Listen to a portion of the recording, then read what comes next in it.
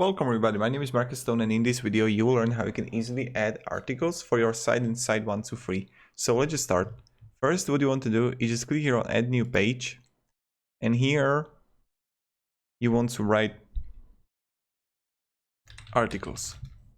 When you're gonna have it, now you just want to click on which articles you actually like and want to have.